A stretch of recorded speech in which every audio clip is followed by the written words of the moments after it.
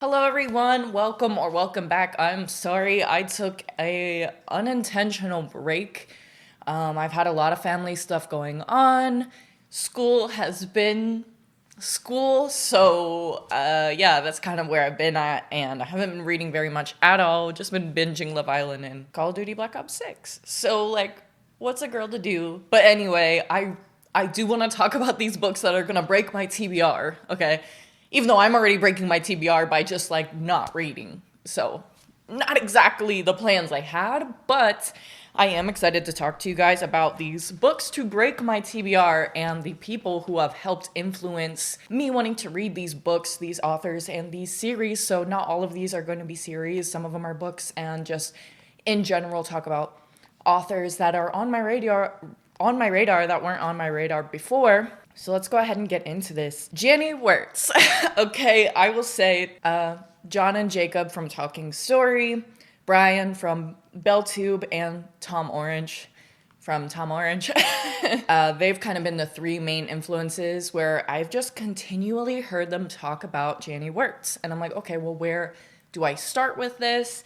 And it seems to be in a general consensus to ride Hell's Chasm. Now, I don't really even know what a lot of these books are about, so I'm gonna say that these are breaking my TBR, but I'm kind of wanting to go into them without knowing too much. So To Ride Hell's Chasm is on there. They say it's a good place to start, they being basically everyone who loves Jenny Wirtz, which seems to be a growing amount of people, which is really awesome.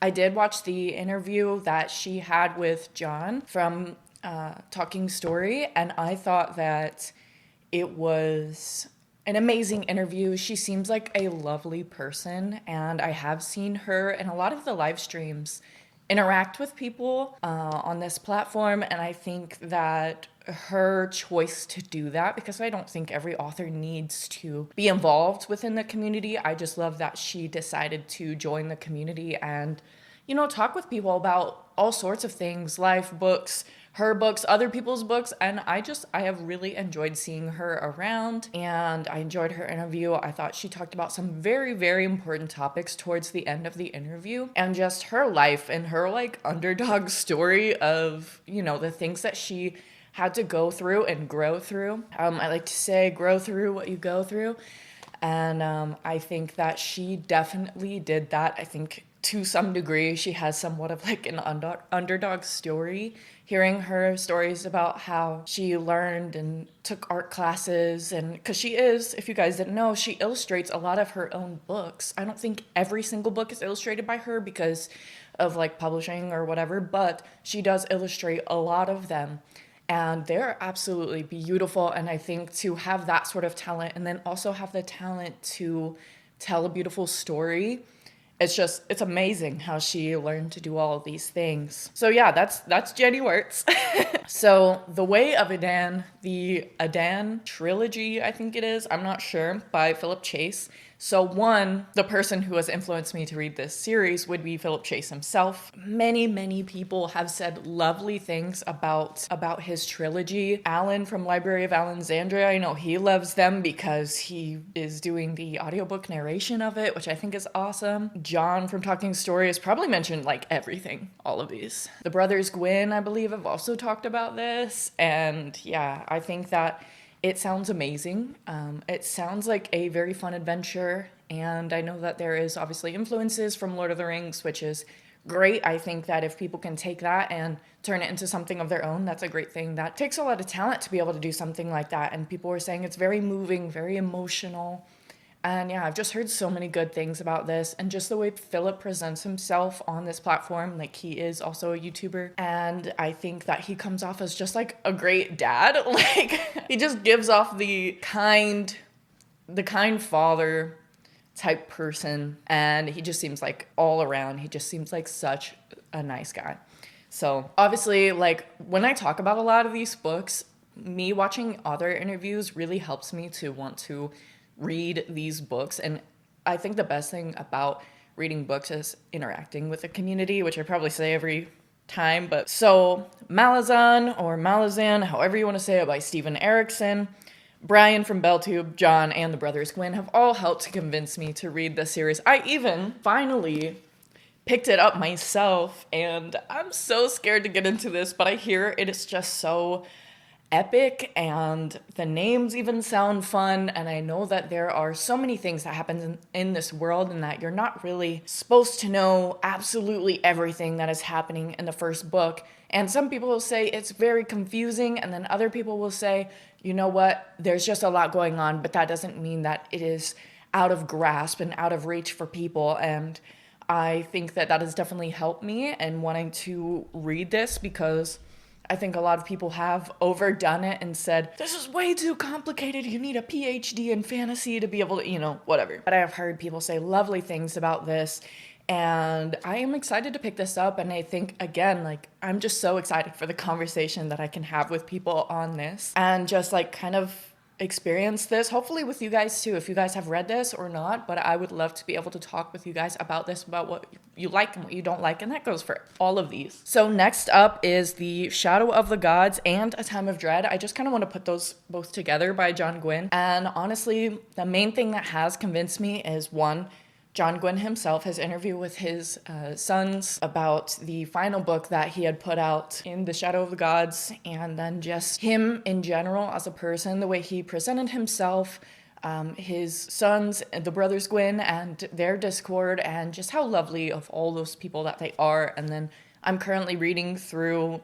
Ruin, and I think that his writing is just so good, and I hear that he only gets better, basically. And now a lot of people have different opinions on which series is their favorite, and I think that that's awesome that there are so many people out there who are like, oh, A Time of Dread is my favorite, oh, Faithful and Fallen is my favorite, oh, A Shadow of the Gods is my favorite. And I think that that is really cool to see, because it's not like one series that they're like, oh yes, objectively, this is the best one. Like, he just has this ability to create story time and time again that everybody will love. And I think that sometimes I can definitely get lost in the battles, the description of the battles, where I'm trying to picture everything in my head, and I have to keep rereading, because I'm like, what are you trying to say? Because I'm not understanding, and it's not him, it's just me, because I haven't fought with freaking swords and stuff. I have done archery, but Camlin, I understand him, and that's about it. Anyway, so when it comes to fighting styles, I guess I don't understand everything about Camlin. Anyway, Guard in the Garden by Z.S. Diamanti, and this I heard recently from the Bearded Book Beast, and I believe his name is Chris. He just had the best pitch for this, and it immediately drew me in. Now, I'm not a cozy fantasy person, in my opinion. I don't think that that is what I'm kind of leaning towards. I don't think that's exactly like something that I'm like, oh yeah, I'm gonna go read a cozy fantasy today.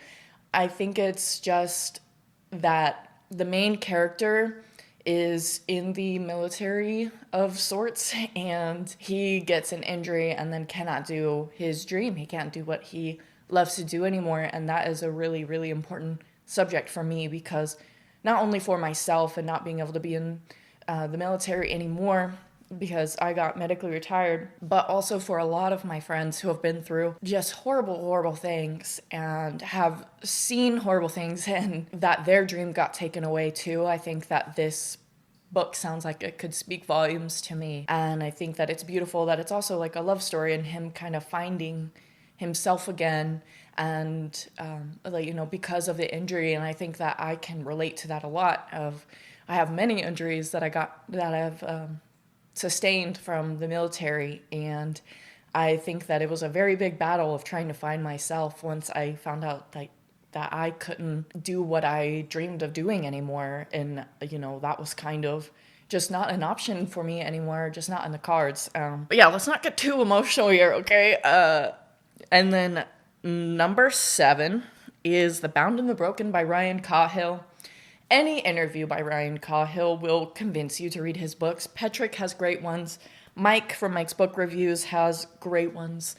And I think just everybody just mentions how great Ryan Cahill's writing is and how much you see him grow throughout his writing as well. I do have The Fall on my Kindle, but some people say to read that after the fact of the first book, so I will probably read the first book and then read The Fall, even though I already have it. It's whatever.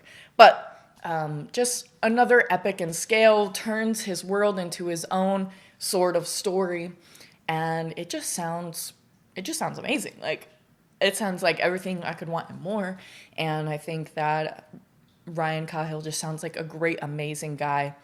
And I am excited to see what comes next and how his story has changed now that he's married and a father. And I think that he will definitely tie those things into his stories, because it just seems like the kind of person that he is.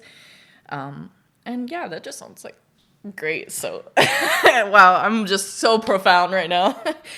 I've been going through it lately, okay, guys? So just ignore that.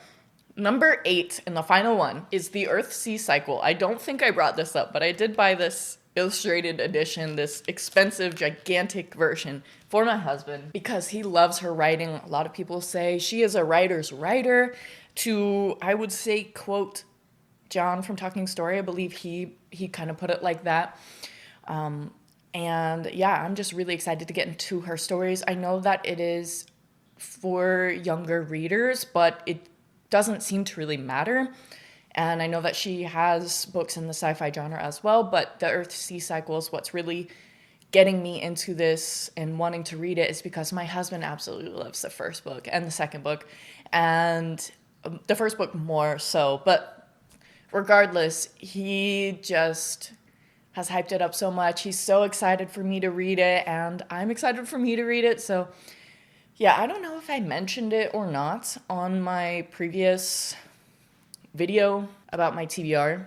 And then I have 2 other honorable mentions, which I do think might have been on there, but The Grace of Kings by Ken Liu. I recently got the new copy that's come out, and that is this, and it looks absolutely amazing. I am excited to read it. I've heard so many great things about this just from so many people, but specifically Patrick Leo. I think that he has, I said Patrick Leo, I think that he has just hyped this book up so much, hyped up Ken Liu so much, and I am excited to start the Dandelion Dynasty. I think that this is another one. I mean, honestly, let's just put it number 9. Let's just say there are 10, okay? And then 10 would be the Wheel of Time, if I haven't already mentioned that. And if I did mention the Wheel of Time, then it would be the Tide Child Trilogy by R.J. Barker. It just always messes me up. By R.J. Barker. Nautical fantasy. Sounds like my cup of tea, honestly. I'm enjoying One Piece. Love Pirates of the Caribbean. I don't know. Pirates being on the sea and fantasy. It just sounds perfect for me. So, yeah, those are my 10, 11, 12, who knows, amount of books that are just books and series that are just right there on the cusp of breaking my TBR, and I absolutely believe that they will. I will not be surprised if they do, and if I'm like, oh yeah, I'm gonna read the rest of A Song of Ice and Fire, and then I completely ignore it and then read the rest of this new breaking my TBR, I don't know.